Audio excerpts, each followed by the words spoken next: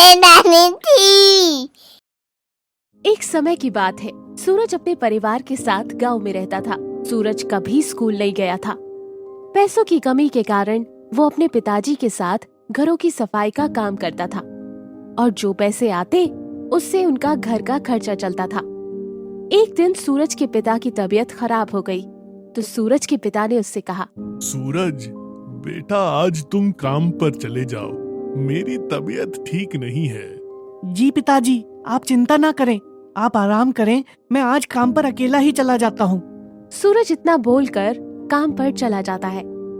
उस दिन पहली तारीख होती है, इसलिए जहाँ सूरज काम करता था वहाँ से उसे काम के पैसे भी मिलने वाले थे। काम के बाद वो अपने मालिक से पैसे लेता है और इसके बाद घर वापस आ जाता है।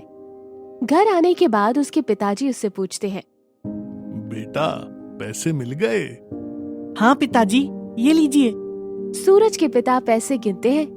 उन्हें उन पैसों में एक अनोखा नोट दिखाई देता है। वो सूरज से पूछते हैं, सूरज, ये कैसा नोट है? पता नहीं पिताजी, जैसा मालिक ने मुझे दिया मैंने आपको दे दिया। इसके बाद पिताजी को लगता है कि शायद ये नोट भूल से मालिक ने दे दिया होगा, लेकिन वो नोट इतना अजीब होता है तो पिताजी को लगता है ये नोट तो यहाँ कोई भी नहीं लेगा और वो उस नोट को सूरज को खेलने के लिए दे देते हैं। अब सूरज बाहर दोस्तों के साथ खेल रहा होता है, तभी वहाँ से आइसक्रीम वाला निकलता है। सूरज और उसके दोस्त आइसक्रीम वाले को रोकते हैं। भैया, आइसक्रीम दे दो। आइसक्रीम वाला सबको आइसक्रीम दे देता है, लेकिन सूरज आइसक्रीम नहीं लेता। उसका दोस्त उससे पूछता है, सूरज, तुम आइसक्रीम क्यों नहीं ले रहे हो? मेरे पास पैसे नहीं है। लेकिन जैसे ही सूरज अपनी जेब में हाथ डालता है उसे 10 रुपए मिलते हैं और वो मजे से आइसक्रीम ले लेता है। उसे लगता है कि कहीं से आ गए होंगे। अब वो घर जाकर अपने माता पिता को बताता है कि उसको जेब में 10 रुपए मिले। सबको लगता है कि हो सकता है कि कभी सूरज ने ही खुद रख दिया हो और रख कर भूल गया हो। अब ऐसे ही समय निकल जाता है। एक दिन सूरज के पिता की तबीयत बहुत ज्यादा खराब हो जाती है। डॉक्टर कहते हैं, आपको इन्हें किसी बड़े अस्पताल में दिखाना पड़ेगा। सूरज और माँ दोनों परेशान हो जाते हैं कि इलाज के लिए इतने पैसे कहाँ से आएंगे। अब माँ और सूरज पिताजी को लेकर घर आ जाते हैं और वो जैसे ही अलमारी खोलते हैं उन्हें उसमें पैसे मिल जाते हैं।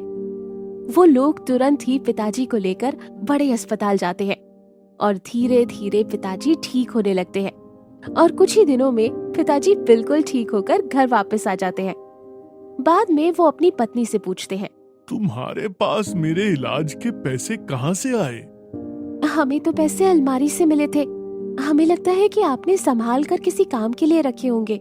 नहीं, मैंने तो नहीं रखे। अब सब परेशान हो जाते हैं कि ये सब कैसे हो रहा है।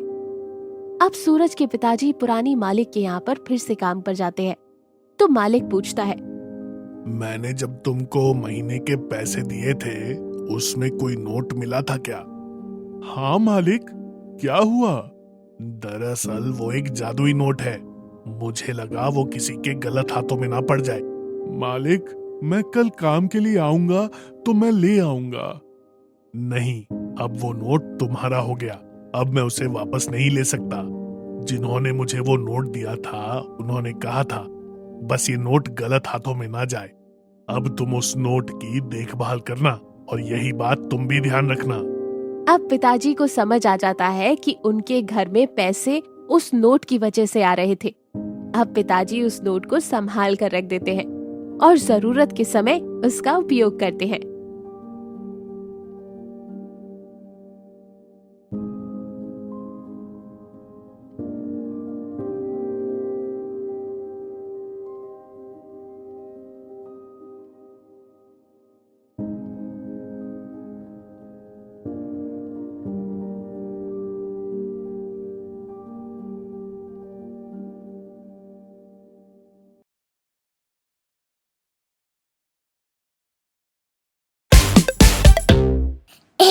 नानी थी। गोपालपुरी नामक गांव में सोनिया और सुमन नाम की 2 सहेलियां रहती थीं। सुमन अपने माता पिता के साथ बहुत ही छोटे से मकान में रहती थी। वहीं सोनिया बहुत ही बड़े घर में रहती थी और बहुत अमीर थी। सुमन बहुत ही अच्छी और ईमानदार लड़की थी। सोनिया बहुत ही घमंडी और लालची लड़की थी, परंतु फिर भी वे दोनों बहुत ही अच्छे दोस्त थे। वे दोनों साथ में ही स्कूल जाते और साथ में ही घर आते। स्कूल से आने के बाद दोनों रोज शाम को पार्क घूमने जाते थे। फिर एक दिन सुमन सोनिया से कहती है, तुम्हें पता है हमारे गांव के बाहर वाले जंगल में कोई गुफा है और मैंने सुना है जो कोई भी उस गुफा में जाता है वो वापस लौटकर नहीं आता। ये सब कहने की बातें हैं, ऐसा कुछ भी नहीं है। चलो हम आज ही उस गुफा के पास घूमने जाते हैं। अच्छा, तुम कहती हो तो चलते हैं।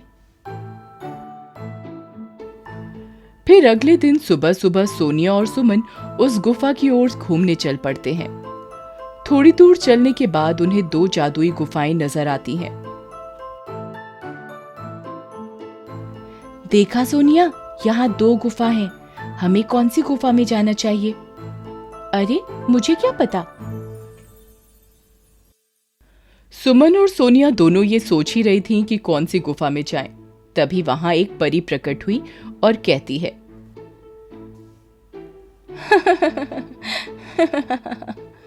मेरे इस जादुई जंगल में तुम दोनों का स्वागत है और जैसा कि तुम देख सकती हो तुम्हारे सामने 2 गुफा हैं।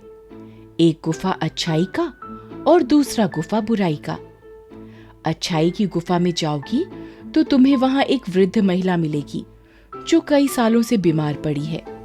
तुम्हें उनकी सेवा करनी होगी। और अगर बुराई की गुफा में जाओगी तो तुम्हें वहां ढेर सारा खजाना मिलेगा। परंतु याद रखना, उस गुफा में एक नागिन रहती है और ये तुम पर निर्भर करता है कि तुम कौन सा मार्ग चुनती हो, अच्छाई का या बुराई का। इतना बोलकर वो परी वहां से गायब हो जाती है। सोनिया, हमें अच्छाई की गुफा में चलना चाहिए। वहां बेचारी बूढ़ी काकी कितने सालों से बीमार पड़ी है। हम उन्हें इस हालत में नहीं छोड़ सकते। हमें जाकर उनकी मदद करनी चाहिए। हाँ, तुम ही जाओ अच्छाई की गुफा में। मैं तो बुराई की गुफा में जाऊंगी। सुना नहीं तुमने वो परी क्या कह रही थी कि बुराई की गुफा में हमें ढेर सारा खजाना मिल सकता है जो हमें माला माल कर सकता है। मेरी बात मानो, तुम भी मेरे साथ बुराई की गुफा में चलो। नहीं सोनिया, मैंने बचपन से ही सीखा है कि हमें हमेशा अच्छाई के रास्ते पर ही चलना चाहिए। पैसों का क्या है, पैसे तो आज हैं और कल नहीं, परंतु हमारी अच्छाई हमेशा हमारे साथ रहती है। तुम्हें तो कुछ कहना ही बेकार है। मैं तो चली अपनी बुराई वाली गुफा में, तुम भी जाओ अपनी अच्छाई की गुफा में। इतना कहकर सोनिया बुराई की गुफा में चली जाती है और सुमन अच्छाई की। सुमन को थोड़ी दूर चलने के बाद गुफा के अंदर बहुत ही खूबसूरत दुनिया नजर आती है, जहां बहुत ही सुंदर सुंदर फूल खिले थे, तरह तरह के फल लगे थे। सुमन को बहुत भूख लगी थी तो वो पेड़ से फल तोड़कर खाने लगी।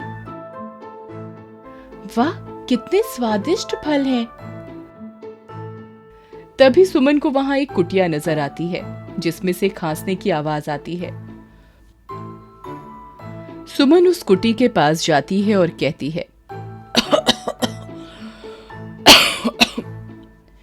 मैं आ गई हूं आपकी देखभाल करने, अब आप जल्दी ठीक हो जाएंगी। सुमन सच्चे मन से उस अम्मा की देखभाल में लग जाती है, दिन रात उनकी सेवा करती है।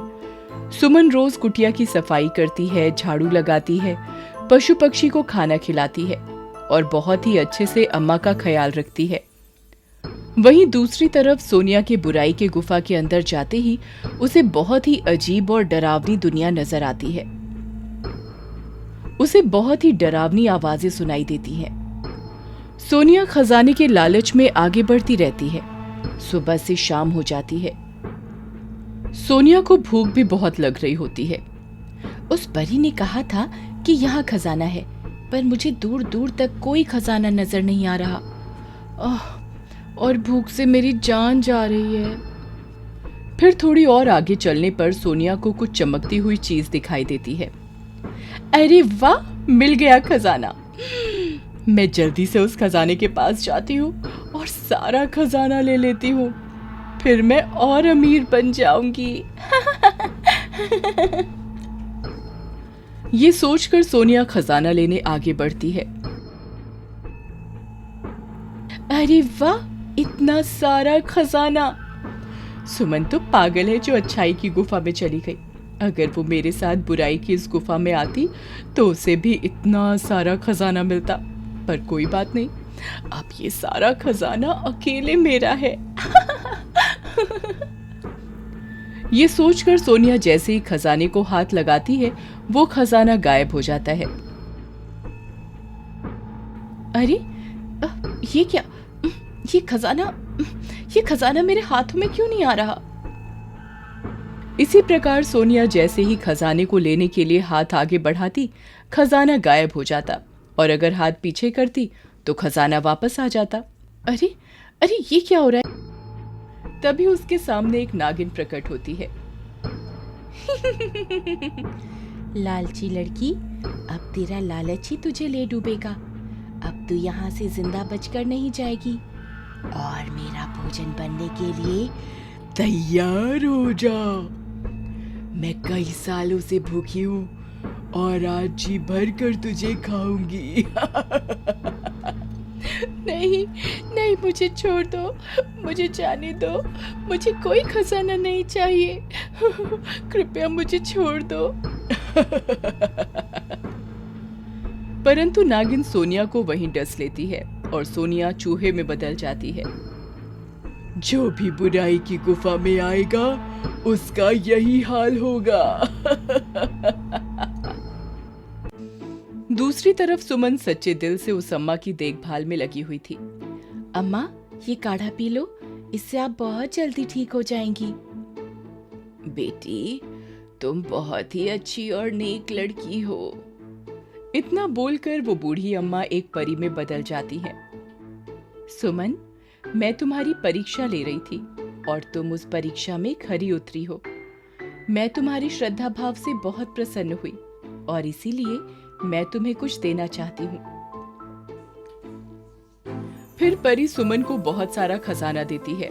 सुमन परी का धन्यवाद देकर वो खजाना लेकर गुफा से बाहर आ जाती है। गुफा से बाहर आने पर उसे पता चला कि उसकी सहेली सोनिया को नागिन ने डस लिया है और वो वहीं गुफा के अंदर चूहा बन गई है। इस बात का सुमन को बहुत अफसोस होता है। काश सोनिया, तुम मेरे साथ अच्छाई के रास्ते पर चली होती तो आज मेरे साथ होती।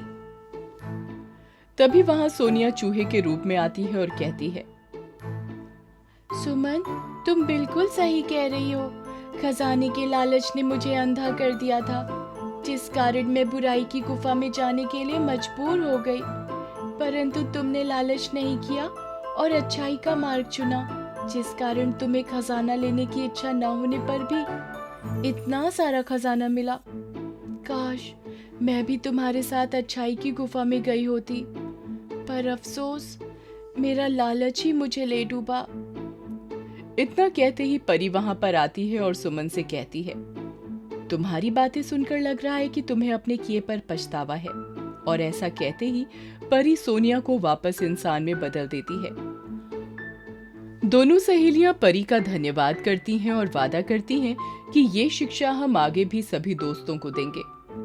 दोस्तों, सच्चाई और ईमानदारी में वाकई बहुत ताकत होती है। तो कैसी लगी आपको मेरी ये कहानी? मुझे कमेंट करके जरूर बताएं। और यदि कहानी अच्छी लगी हो तो अपने दोस्तों के साथ भी शेयर करें। और हाँ, अगर आपने अब तक मेरे चैनल को सब्सक्राइब नहीं किया है तो जरूर सब्सक्राइब कर दें।